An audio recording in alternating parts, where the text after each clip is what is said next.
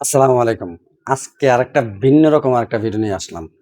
অনেকেই বলে যে, "ভাই আগে তো ভিডিও বানিয়েছিলেন যে ফ্যামিলি সংক্রান্ত ভিডিও, আত্মীয়স্বজন সংক্রান্ত।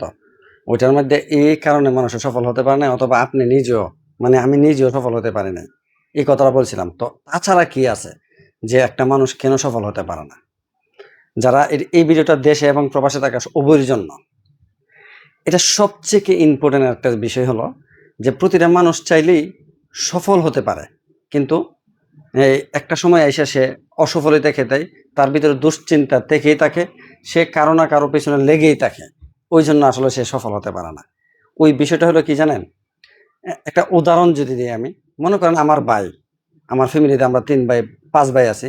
তো আমি মানে আরেকজন ভাই সে একটু সফলের দিকে যাইতেছে। আমি কি করতেছি জানেন? আমি বলতেছি সে কিভাবে সফল হয় আমি দেখে নিব।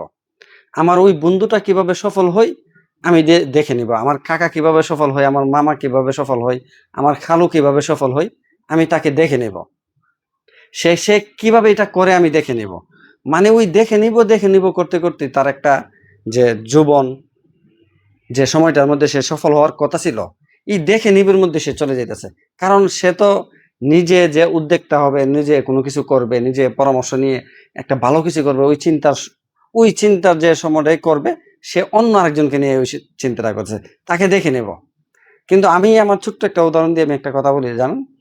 যে ওইটা তো ফ্যামিলি সংক্রান্ত ছিল যে কেন ফ্যামিলির লোকগুলা একজনকে উঠতে দেয় না বা অন্যরা কেউই কারো সফলতা চায় না আসলে। সে একটা মানে অন্য ভিন্ন দিকে আপনাকে নিয়েই যাবে। ওই বিষয়ে ভিডিওটা বানাইছিলাম। আজকের ভিডিওটা হলো এরকম যে আমার নিজের অভিজ্ঞতা থেকে বলি। যখন আমি ছোটবেলা থেকে কাজ করতাম, আমি চিন্তা করতাম যে আমার বাবা এত কষ্ট করে আমাদেরকে মানুষ করতেছে। ইনশাআল্লাহ আমি এমনভাবে আমার জিন্দেগি গুছাবো, এমনভাবে আমি চলবো যেন আমার বাবার আর এরকম কাজ করা না লাগে। বিশ্বাস করেন ভাই, আমি যখন প্রবাসে আসছিলাম, যখন আমি কিচ্চেনের একজন কিচ্চেনের মধ্যে আমি ওই যে ধোয়া, সাফা এই কাজগুলা করতাম। করার সময় আমি একটা কথাই বলতাম, যদি আমি একটা মালিক হইতে পারতাম, এইরকম কিচ্চেনের কাজগুলা করতাম, আমি যদি মালিক হইতে পারতাম। আর যখন আমি একটা অফিসে কাজ করতাম, অফিসটা যখন মপ দিতাম, আপনারা জানেন যে প্রবাসের মধ্যে মপ দেওয়া হয়। আমি চিন্তা করতাম, হ্যাঁ, আমার বাবা এত কষ্ট করে কাজ করছে। আমাদেরকে মানুষ করতে পারছে। আমি যদি একটা মানে টাকাওয়ালা হয়তো এরকম একটা বাড়ি বানাইতাম আর নিজের ঘরটাকে আমি মপ দিতাম, কতই না ভালো লাগতো। এই যে কথাটা আমি আপনাদের কাছে শেয়ার করছি না, এই কথাটা আমার ফ্যামিলির প্রতিটা ব্যক্তির সঙ্গে আমি কথা বলছি। আলহামদুলিল্লাহ। পরিশেষে আমি বাস্তবায়ন হইছি। আমি ঘরের মালিক হইতে পারছি।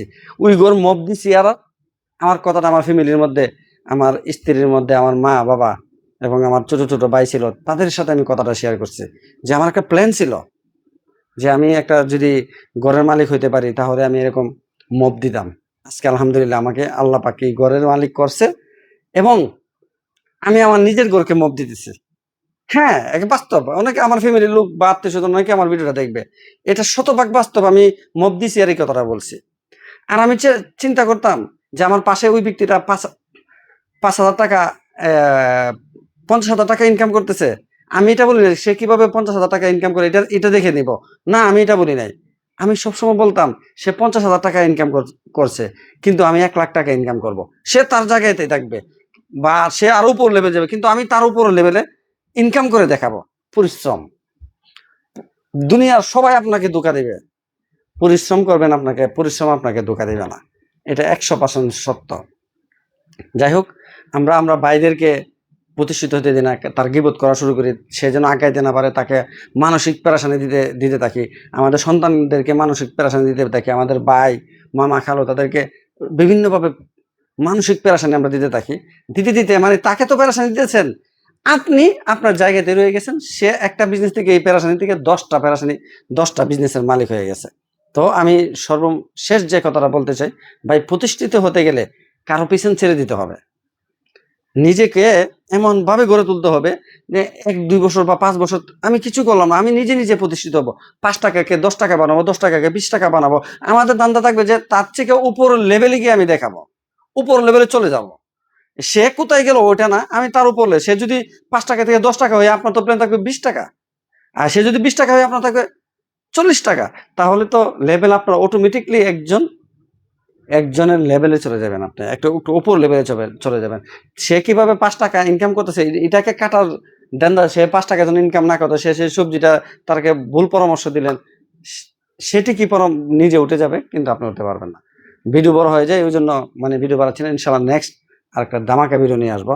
সবাই আপনার মতামত কমেন্ট করবেন। ইনশাল্লাহ আপনার মতামত কমেন্টের মাধ্যমে আমি পরে সেটার উত্তর দেওয়ার চেষ্টা করবো। ধন্যবাদ।